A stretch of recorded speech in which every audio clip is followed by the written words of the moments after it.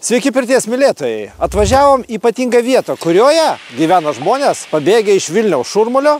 Čia sukūrė ypatingą erdvę ir žadėjo pavaišinti labai skaniomis picomis. Ir kas svarbiausia, išbandysime labai įdomią ir gerą pirtį. Dar rodos visai neseniai mūsų vaikai Agnė su savo vyru Andrew gyveno Londone, o mes sostinėje. Tačiau šiandien visi glaudžiamės ne bet kur, o Alytaus rajone įsikūrusiame Dabkiškių dvare. Dvarą įsigijome 2021 metų rudenį. Savomis rankomis jį prikeliame naujam gyvenimui ir jau džiaugiamės atnaujinto dvaro veiklomis, kurios džiugina ir vaikus, ir suaugusius. Tai graži istorija ir dvariškių Valdo ir Jurgitos Statulevičių naujo gyvenimo pradžia. Permainų vėjas, matomai, kad papūtė stipriai nunešė mus taip, mane, sakau, žmona dažnai man sako, kad čia tu sugalvoji, ne mes.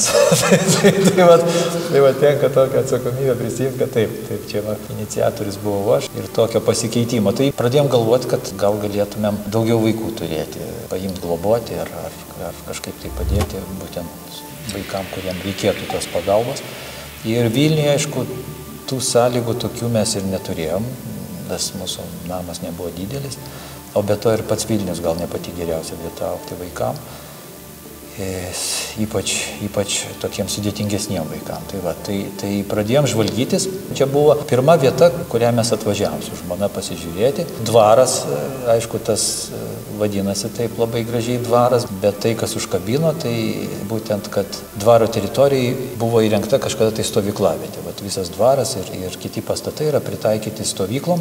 Praktiškai po 3 mėnesių, jau po 4 mėnesių jau viskas aš jau čia nakvojau. Pradžioj vienas, o po to jau ir visa šeima atsikraustė, tai iš paprastų tokių miestiečių, mokytojų tapom tokie dvarininkai. Nors kai atvažiuoja, sako, pagalvojo apie jūs jau žmonės, su tokiu vienu žmogum kalbėjom, kuris čia su tuo dvaru kažkiek susijęs ir istorijos jo žino. Tai sako, aš apie jūs kaip pagalvoju, tai sako, man tokia mintys viena, sako, baudžiauninkai dvare. Tai iš tikrųjų dirbam labai daug, labai stipriai dirbam, nes viską reikia atremontuoti, viską reikia įrengti.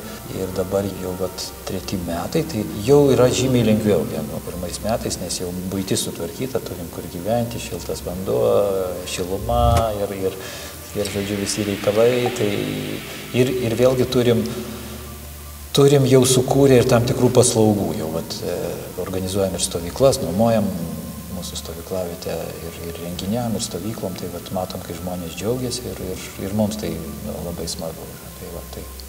Bevaikščiodami po dvaro valdas priėjome dar vieną pastatą, kuriame puikavosi mūrinė krosnis ir vyko picų kepimo edukacija. Svajojom kepti picas, nes labai mėgsta mūsų vaikai picas valgyti patys mėgėjai. Turėjom nuostabų pečių namuose, čia padarė meistras pečių ir galvom, kodėlgi nepabandžius. Visų pirma, aišku, tai buvo šeimos toksai reikalas pabandyti, kai paragavom patys, supratom, kad norisi pamokyti ir kitus. Pat ir sugalvom, kad darysim edukacijas picų kepimo pečiuje, nes vaikam įdomu, šiek tiek istorijos papasakojom, kaip atsirado, kasgi čia sieja picą ir dvarą, arba nesieja kas.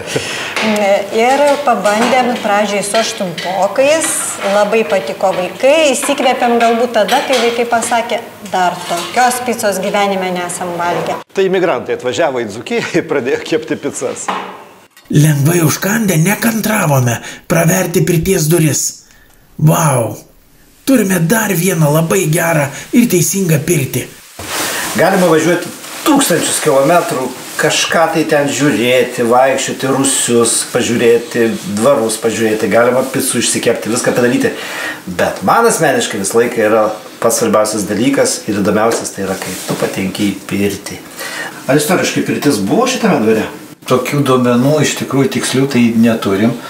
Yra pagal tuos aprašus, kad statinių buvo tikrai daug ir pagrindinis pastatas, ir tarnų namas, ir malūnas, ir kluonas, bet apie pirtį nieko neparašyta.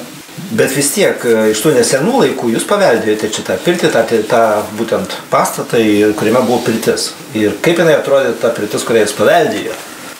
Tai ta jau istorija, kur jau mums žinoma yra, tai 1980 maždaug 80 metais čia vyko tokia rekonstrukcija ir buvo įrengta pirtis. Ir va šitoj patalpoj, kur mes dabar čia ir esam pirty, tai čia ir buvo pirtis. Tai va, taip jau pirčiai jau beveik pusę amžiaus. Tai irgi tokia jau ne, sena pakankamai. Aišku, jį įrengta buvo taip, dabar pagal kokį tą laikmetį sakyti, tradicinė, gal tokia tarybinė tradicinė, sakysim taip, su čia va šitoj vietoj, kur mes esam, tai čia buvo tie laipteliai tokie, reiškia, suformuoti, čia kur krosnelės dabar stovi, tai čia ir buvo krosnelė elektrinė. Ir tik labai galinga buvo krosnelė, tikrai dabar tokių nebūna turbūt, tokio galingumo milžiniško. Tai va tokią pirtį radom, tai viską lupom, ardėm.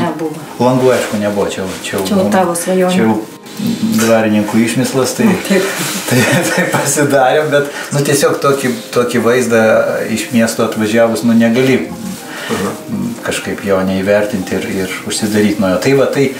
Tai va tokią pirtį radom. Ir aišku, jeigu nuvažiuoji kažkur į Dzūkiją, sutikti Albertą Kašėtą yra didžiausia tikimybė, nes jisai čia iš tų kraštų ir visas jisai pirtis žino. Ir Albertai, tu čia neatsitiktinai, nes tu esi pridėjęs savo, sakysim, į ranką ir protą čia tikriausiai, būtent kad pirtis būtų tokia kokia. Ir akį svarbiausiai. Pirmiausia, mes su Valdu kalbėjome telefonu apie jo svajonės įgyvendinimą, tai yra šiame dvare pirties įrengimo. Ir kada aš atvažiavau čia pirmą kartą, tai buvo tikrai tarybinių laikų baisi pirtis likusi. Tie laipčiukai siauri, aišku, galinga krosnis čia ta elektrinė, bet viskas padaryta kaip turėtų būti atvirkščiai. Tai mes nusprendėm, apžiūrėjom ir padaryti tikrai patogią pirtį, tinkamą ne sėdėjimui, nuleidus ant kojas ir galvas, o tiesiog malonios pirties procedūroms, kad tiktų ir vaikams, ir moterims. Jurga, tavo nuomonė apie pirtį apskritai, ar tu buvai mėgėja pirties ir dabar tu džiaugiesi tą pirtim, ar tu tiesiog eini tą pirtį čia? Mėgėjas ir labai svajoklis apie pirtį, tai mano vyras Valdas, jisai visada pirties. Matyt, nesu ragavus tokios geros. Kai buvau sportininkė, tai mums būdavo pirtis darbas, nes turėdavai svorį, 100 lašų nuo nosies skaičiuoti, kuo mažiau garo, to geriau, kuo karščiau ir alpsti. Tai aš jos tokios kaip poilsio priemonės nelabai įsivaizdavau. Bet taip iš tikrųjų, kai mes pradėjome eiti tiek dukra, tiek aš, mes to karščio nesam tokios mėgėjos. Ir dabar tai tik ir laukiam, kada kursi pirtį, nes tikrai labai gera, pamėgom, Valdas daug ko išmokė ir pats išmoko ir mus mokina ir tada tu jautiesi, kad tu ilsiesi, o nevargsti toj pirtį. Taip, aš džiaugiuosi, kad aš ne vienas turiu sėdėti ten pirtį, nes tik man vienam patinka, tai ir žmona, ir dukra, ir mažesni vaikai, jie labai mėgsta pirtį, gal turbūt, kad todėl, kad ji tokia, jinai ne tai, kad tradicinė, ne tai, kad netradicinė, jinai šiuolaikiška, bet išsaugant turbūt geriausias tas tradicijas. Tai labai džiaugiuosi, kad pasirinkom būtent elektrinės krosnelės ir ta tokia unikali krosnelė saunom, kurios pagalba pavyksta išlaikyti tokį mikroklimatą labai švelnų, labai palankų tiek šiaip visiems. Ir ypač nemėgstantiem tokio svilinančio karščio žmonėm, jie labai komfortiškai jaučiasi. Tai dėl to ir žmonai, ir vaikam, tikrai patinka, jauni žmonės pas mus atvažiuoja ir vaikų draugai, tai visi jauni žmonės, jaunuoliai ateina, jiems būna toks atradimas, kad pirty nereikia ten kažkaip tai kentėti, ten susispaudus, uždengus ausys, kad jos nesiraitytų.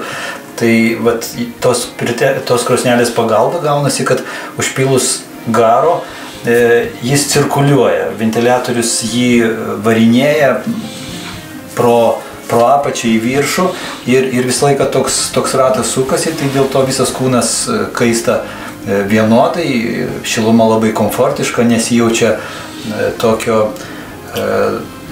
trūkumo oro, kad, sakysim, žmogus pradėtų svaigti ar ten kažkaip tai trūksta oro, tai va tas komfortas labai jaučiasi. Tai kadangi esu pradedantysis pirtininkas, mokausi pirtinti, ruošiuosi šeimos pirtininko egzaminui, tai daug turiu praktikos ir noriai praktikuojas, iš tikrųjų tai man ir patinka labai pirtinti žmonės, kažkaip būna taip, kad aš čia tom vantom mojuoju ir ten darau kažką ir man jau žmona ar dukra sako, tėti, gal tu ten prigulk, gal mes tave irgi čia pavanosim, bet sakau, kad man malonu yra iš tikrųjų, nes malonu, kai žmonės išeina ir sako, kad buvo labai gerai.